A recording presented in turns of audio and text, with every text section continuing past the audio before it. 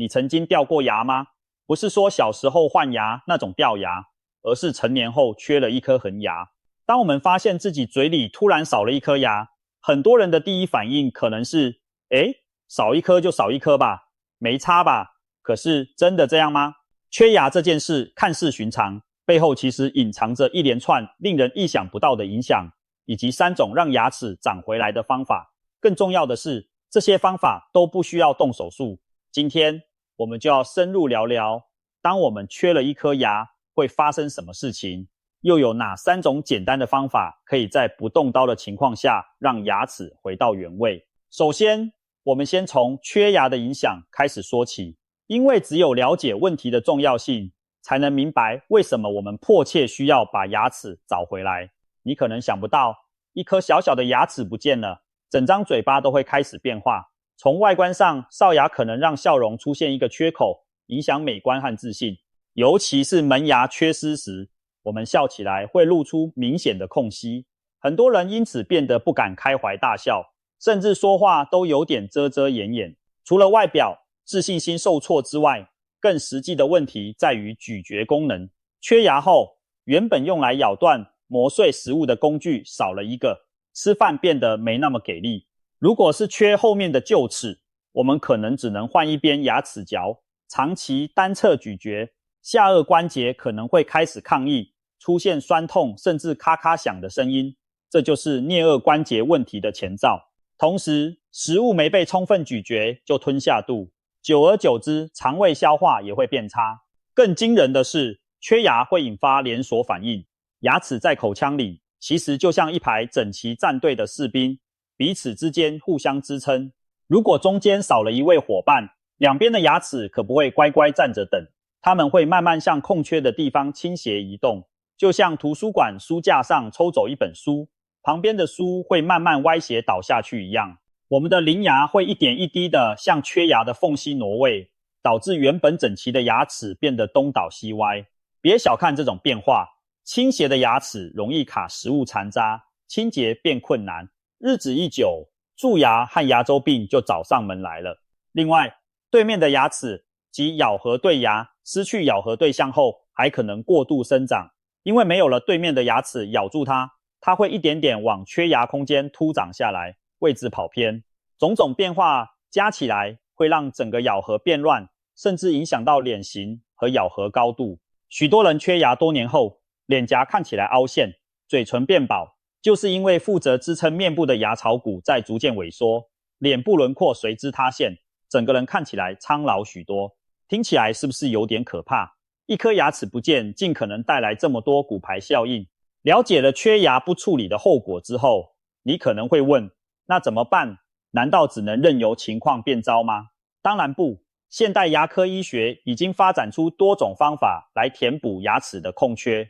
其中有3种方法特别值得介绍，因为它们都不需要外科手术，适合不想开刀的人。很多人一听到补牙齿，脑中浮现的就是种植牙，也就是植牙，也就是在骨头里打个人工牙根，再装牙冠。虽然种植牙是非常好的方案，稳固又接近真牙，但种植牙毕竟需要手术，费用高昂，疗程也较长，并非人人适合。我们今天聚焦的是不用手术就能让缺牙回来的3种简单方法：牙桥、粘着桥和活动假牙。接下来就让我们一一揭晓，并深入探讨每种方法背后的原理和故事。方法1，牙桥用邻牙搭座桥，重现缺牙的笑容。如果把牙齿比作一排跨河大桥的桥墩，那么缺牙就好比桥面中间断了一截。牙桥也称固定假牙，正是因此得名，利用缺牙两侧的邻近牙齿作为桥墩，支撑起中间一颗假牙，就像在两岸之间搭起一座小桥，重新连接起断裂的路面。想象一下，你嘴里缺了一颗牙，牙医会将左右2颗邻牙磨小一点，把它们变成桥墩，我们称为支台牙。接着技师会制作一个一体成型的牙齿桥梁，左右2边是套在支台牙上的牙冠，中间悬吊着一颗假牙牙冠，正好填入缺牙的空位。最后把这整座牙桥用专业粘着剂固定在支台牙上，于是左右邻牙戴上了帽子，中间的假牙也被牢牢吊在空缺处。从外观上看，一座牙桥装好后，几乎看不出你曾经缺过牙，笑起来依然是一排完整的牙齿。吃东西时，牙桥也能承担起大部分咬合力，功能接近天然牙。牙桥最大的魅力在于快速又稳定。很多人在缺牙后希望越快越好的恢复咀嚼，不愿意等好几个月。牙桥往往只需要几周就能完成。相比种植牙需要的手术和骨整合时间，做牙桥既不用动刀，又省时间。也难怪牙桥一直是牙医临床上非常常用的缺牙修复方式。但是世上没有白吃的午餐，牙桥虽好，也有它的代价。最明显的就是为了架桥，我们必须磨改健康的邻牙，把旁边2颗好牙削小。本来好端端的牙，却要经此刀截，听起来是不是有点残忍？很多人在考虑牙桥时的纠结也在这里。为了1颗牙，牵连左右2牙，值得吗？在牙桥的早期年代，磨牙这一步甚至不打麻药，想想就牙酸。不过现代牙医技术进步，加上麻醉的使用，磨牙时其实不怎么痛，但被磨小的牙齿可能会变得敏感。有些人在装完牙桥后遇到冷热刺激，支台牙会酸软不舒服。严重时，由于磨除了牙齿的保护层珐琅质，支台牙可能会需要抽神经根管治疗来消除敏感疼痛的问题。这算是牙桥不得不付出的一种代价。另外，牙桥还有一个隐藏的挑战，清洁和长远影响。因为3颗牙冠是连在一起的一座桥，中间假牙的2侧是封闭的，吃东西时难免有残渣塞在桥底下。如果不特别注意清洁，需要用牙线穿引器把牙线从桥下穿过去清理，久了会藏污纳垢，引发支台牙龈发炎或蛀牙。毕竟支台牙虽然有牙冠保护，但牙龈边缘和根部还是原装的牙，一旦清洁不当，蛀牙、牙周病还是可能发生。如果支台牙后来蛀坏了，那整座牙桥就岌岌可危。可以说，牙桥把3颗牙绑在一起，有福同享，有祸同当，其中任何1颗出问题，都会拖累整座桥的存亡。一般来说，一座做好维护良好的牙桥，或许能用个10年8年没问题，但是也有人因为卫生不到位，几年内支台牙就出现2次蛀牙，不得不拆桥重来。尽管如此，牙桥依然是不少人眼中的香饽饽，尤其是对于多颗牙缺失但条件不适合植牙的人，牙桥能一次补上好几颗牙，恢复大部分咬合功能，让人重享美食。早在现代植牙技术发明之前，牙桥就是各国牙医主要的缺牙解决方案。其实，替缺牙装上固定假牙的理念非常古老。历史上有趣的记载显示，千百年前，人们就试图用各种方式装牙。例如，远在古代的意大利伊特鲁里亚文明，就有人用金丝将假牙绑在真牙上，类似早期的牙桥雏形。中国古代的达官贵人也曾使用过镀金的假牙，以金属片连接缺牙2侧，再把兽骨或雕刻成牙齿形状的材料嵌上去。那会儿的人当然没有现代粘着剂这么神奇，但用绳子、金属线绑牙的做法，可说是牙桥的原始版本。只是想象一下，在没有电钻和麻醉的年代，要把邻牙磨出缺口绑线，光是画面就够牙痛了。到了近代，牙科材料学发展后，金属铸造和瓷粉烧结技术问世，牙医终于能制作出美观又耐用的瓷牙桥。特别是20世纪下半叶，陶瓷材料颜色可以仿真到几乎乱真，装上牙桥后，一般人根本看不出假牙在哪里。许多中老年人嘴里的烤瓷牙，其实大多数就是牙桥或牙冠。可以说，牙桥在人类对抗缺牙的历史中扮演了重要且悠久的角色。总的来说，如果你缺了1颗牙，又不想动手术植牙，那牙桥是一个快速有效的选择。它能在相对短时间内让你重新拥有完整的牙列，咀嚼功能和美观度都相当不错。你需要付出的是磨损2边邻牙这一拆东强补西墙的代价，以及日后勤于清洁维护的耐心。如果你的邻牙本来就有大蛀牙需要做牙套，其实借做牙桥一举两得，顺便把邻牙也保护起来，是不错的策略。反之，如果邻牙完全健康无蛀牙，那你可能就要慎重考虑是否舍得磨掉健康牙的牙质。这时候你或许会好奇，有没有一种方法不用磨邻牙就能把缺牙补起来呢？难道我们不能像贴邮票一样直接粘一颗假牙上去吗？接下来要讲的第二种方法，正是这种以巧取胜的聪明点子。方法二，粘着桥，不磨旁边牙，也能粘出一颗新牙。在牙科的创新史上，有时候灵光一现的点子能够改变无数人的命运。粘着桥，又称粘结桥，树枝粘着固定桥，就是这样一个聪明发明。它诞生的出发点很简单，传统牙桥要牺牲2颗邻牙，代价太大，有没有可能不用削小邻牙，而是靠粘贴的方法装上假牙呢？这听起来有点天马行空，但牙医们真的研发出了这样的技术。粘着桥的原理是利用特殊的高强度粘着剂，将缺牙旁边的牙齿内侧粘上一个支架，然后借这个支架挂住一颗假牙，悬在缺牙的位置上。由于最早的这类技术在美国马里兰大学取得成功，粘着桥有个外号叫马里兰桥。想象一下，假设你门牙掉了一颗，牙医取了模型，在实验室制作出一个细巧的金属小翅膀，让这对翅膀紧贴在邻近的真牙背面，中间连着一颗仿真的假牙齿。到了安装时，把这对金属翅膀贴在邻牙背面，用强力的树枝粘着剂粘牢。就这样，一颗悬空的假牙奇迹般的挂在了2颗真牙之间。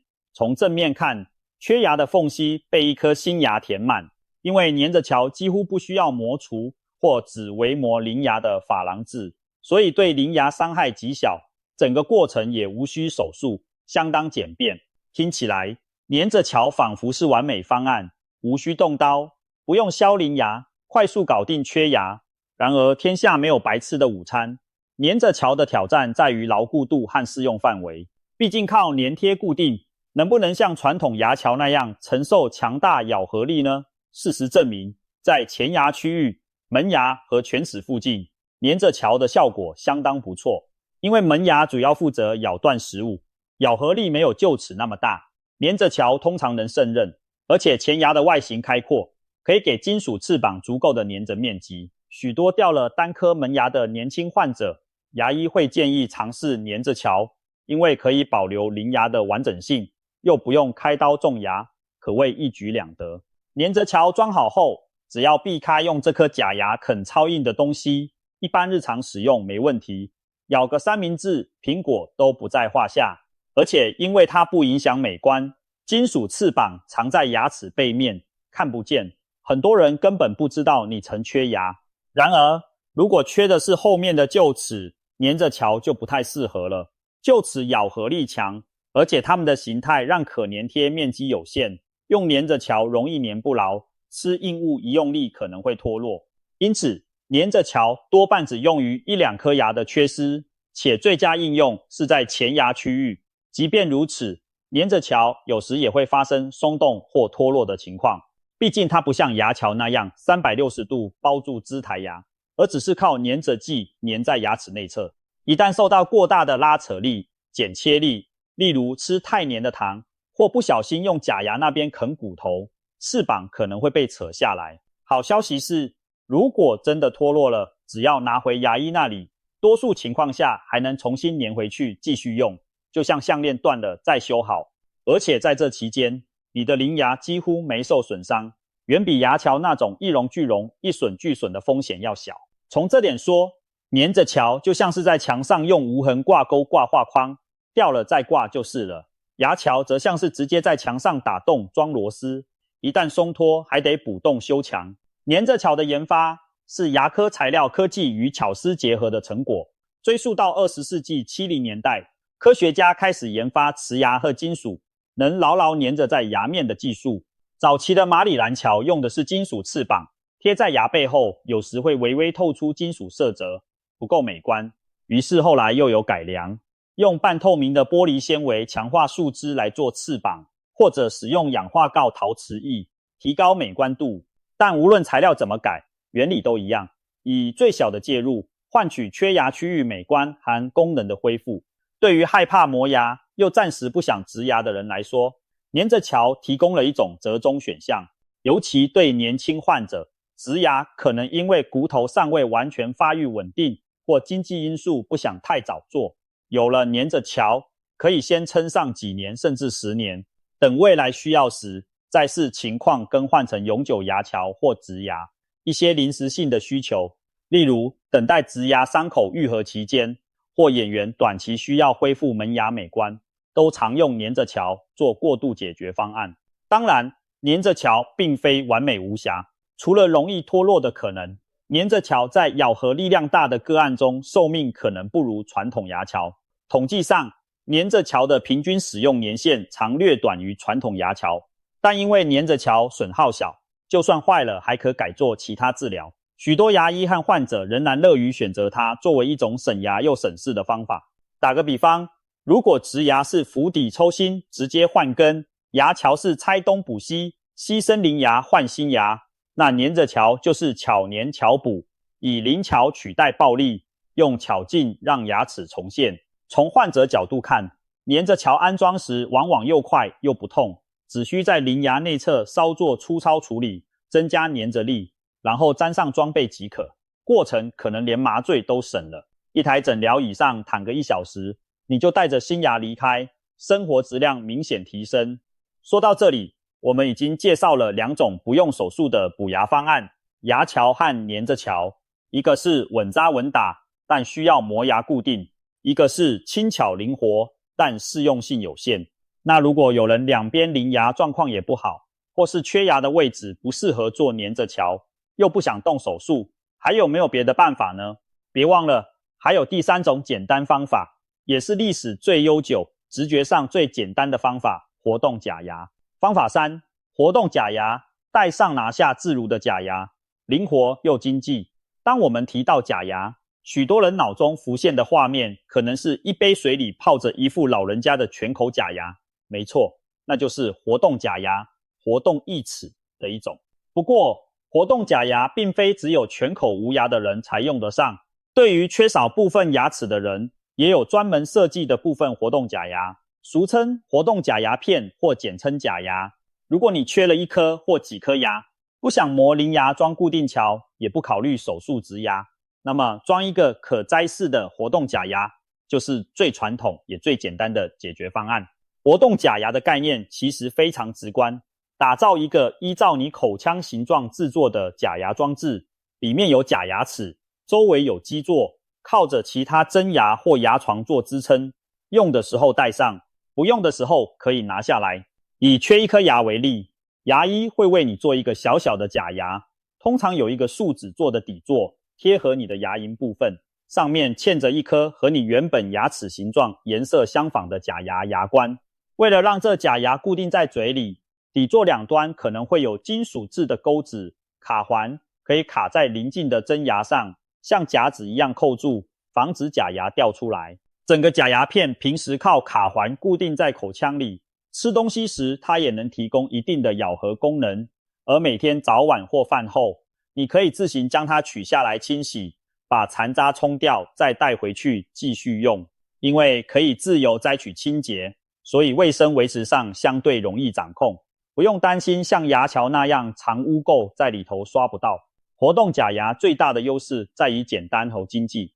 对牙医来说，制作活动假牙通常不需要做手术，也不一定需要磨掉很多牙体组织。有时为了让卡环更稳，可能在邻牙上稍微修一个凹槽，但相比牙桥的磨牙少得多。对患者来说，制作周期可能只要几天到2周，而且相对牙桥或植牙，活动假牙的费用最为亲民。这对于预算有限或身体状况不允许手术的人是很大的吸引力。此外，因为活动假牙可以自行摘戴，所以如果哪天假牙损坏了或牙齿情况变化了，维修更换都比较容易，不影响其他牙齿。如果日后经济允许或改变心意，想做植牙桥了，把活动假牙拿掉就行，对未来治疗没有不可逆的影响。可以说，活动假牙是最灵活保守的选择。当然，有人笑称活动假牙是临时演员，因为不少人会把它当作一个过渡方案，但也有很多人其实一副活动假牙一戴就是好多年。尤其老年人缺牙较多，牙周状况又不支持多颗植牙时，活动假牙往往是唯一现实可行的方案。不过，首次尝试活动假牙的人通常需要一个适应期。刚戴上时，嘴里突然多了一块东西，难免异物感满满，口水变多，讲话可能大舌头，吃东西也觉得别扭。有人甚至初期觉得味觉都怪怪的，因为上颚的活动，假牙有一大片基板盖住味蕾。这些适应问题通常在数周内逐渐缓解，舌头学会和假牙和平相处，肌肉也习惯了假牙的位置，你就能比较自然的说话和进食了。活动假牙的一大罩门是稳定性，毕竟它不像牙桥那样粘死，也不像植牙那样长在骨头里，它只是挂在嘴里。因此，吃东西特别用力时或粘性大的食物，假牙可能微微松动。相信大家都看过一些戏剧或搞笑桥段，老人一大笑假牙飞出来，或者吃东西时假牙掉出来的窘况，这其实是有可能发生的。尤其早期的假牙设计不佳，或使用者牙床条件不好时，为了增加活动假牙的稳定度，使用者有时会用一点点假牙粘着剂涂在假牙和牙床接触面，增加吸附力。就好比在假牙和牙龈之间加上一层黏黏的垫片，让假牙更贴合，不易滑动。粘着剂不是必须的，但对于假牙老是觉得不够稳的人，是个有帮助的辅助品。此外，活动假牙的咀嚼效率通常比不上牙桥和植牙。据统计，全口假牙的咬合力量可能只有原本天然牙的几成而已。部分假牙会好一些，但也受限于假牙的支撑方式，尤其是只靠2-3颗钩子挂着，受力时会稍微晃动，导致施力不如真牙那样直接。简单来说，戴活动假牙你还是能吃东西，但可能无法100%随心所欲的狼吞虎咽。硬物啃排骨、嗑硬坚果这类行为需要稍加小心。然而，多数使用者反映，只要挑食物软硬度，正常饮食是没问题的。适应后甚至忘了它的存在。值得一提的是，活动假牙也是人类历史上最古老的假牙形式之一。早在植牙、牙桥这些技术尚未普及的年代，人们就试图用可以取代的假牙来恢复缺牙的咀嚼功能。18世纪时，有钱人家会定制象牙假牙，甚至用人类或动物的真牙装在特制的底座上，做成部分假牙或全口假牙。美国首任总统乔治·华盛顿就以戴假牙闻名，他的假牙底座由金属和象牙制成，上面安装了人类和动物的牙齿。他常抱怨假牙不合适，说话漏风，可见当时假牙的舒适度和稳定性还很有限。到了19世纪，随着橡胶和塑胶的发明，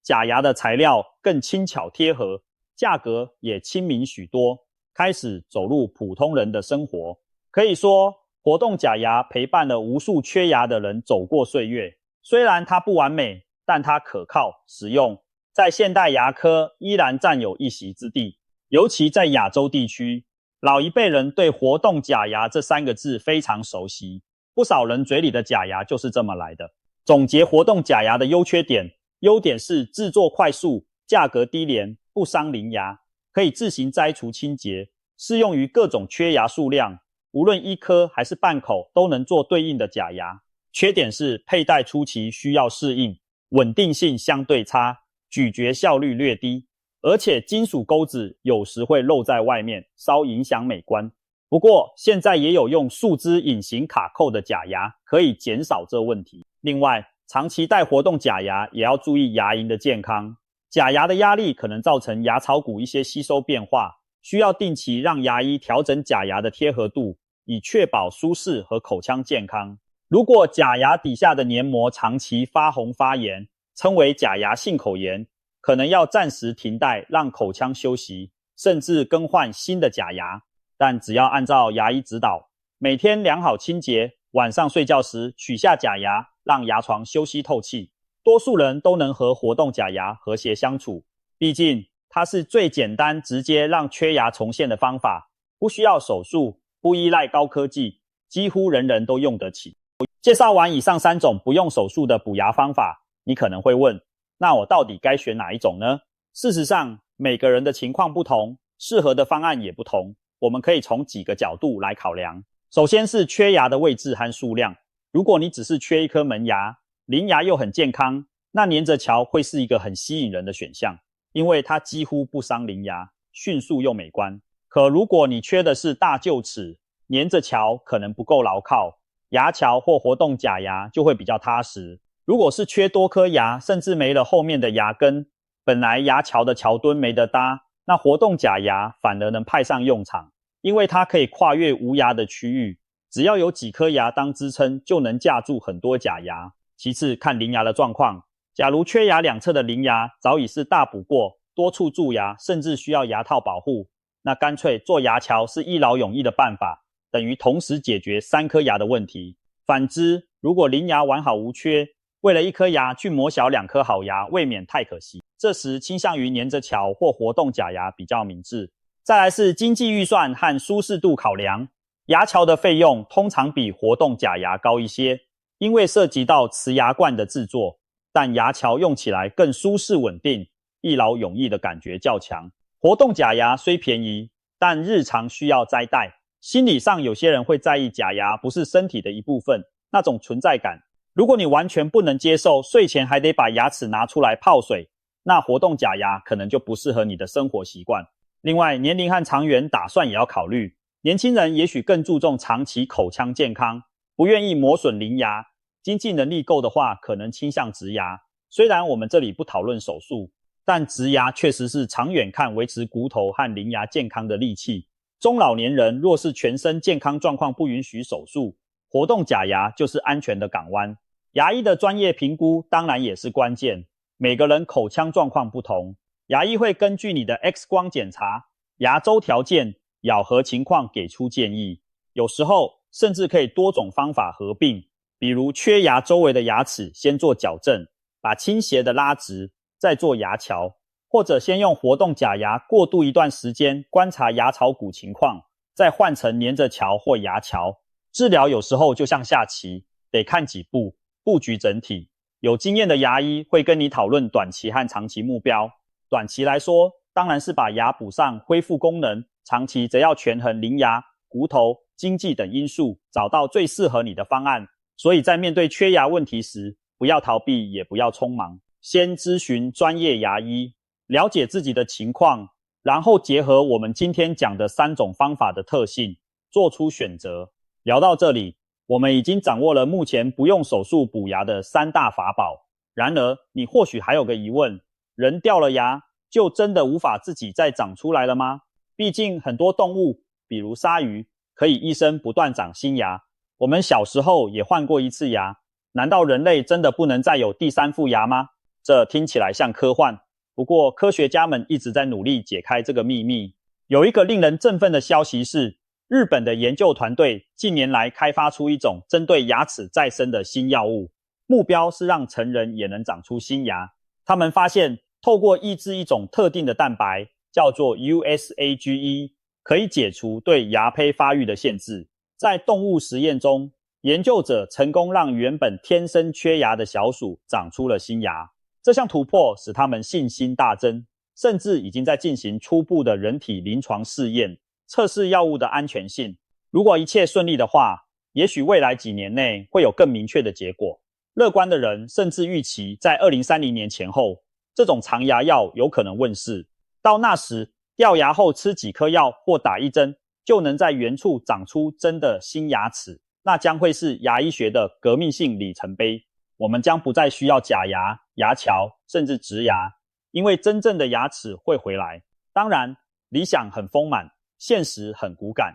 专家也提醒，目前的再生牙技术主要针对的是先天缺牙、有牙胚但没发育的情况，并非保证一般成人拔牙后都能重新长牙。毕竟，人类在换完恒牙后是否还保有沉睡的第3套牙胚，科学上还没有定论。如果没有牙胚，再多药也无法凭空变出牙齿。此外，就算将来能长出新牙，也得考虑怎样控制它长在正确的位置，长出正确的形状，而且要确认新牙长出来的过程对人体完全安全无害。所以，长牙药目前还处在科研探索阶段，离真正应用还有一段路。尽管如此，能看到这样的希望，已经令许多对假牙植牙心存畏惧的人兴奋不已了。或许在不远的将来，缺牙将不再是不可逆的遗憾，而只是像割伤皮肤需要愈合一样，可以靠医疗让身体自己复原。说了这么多，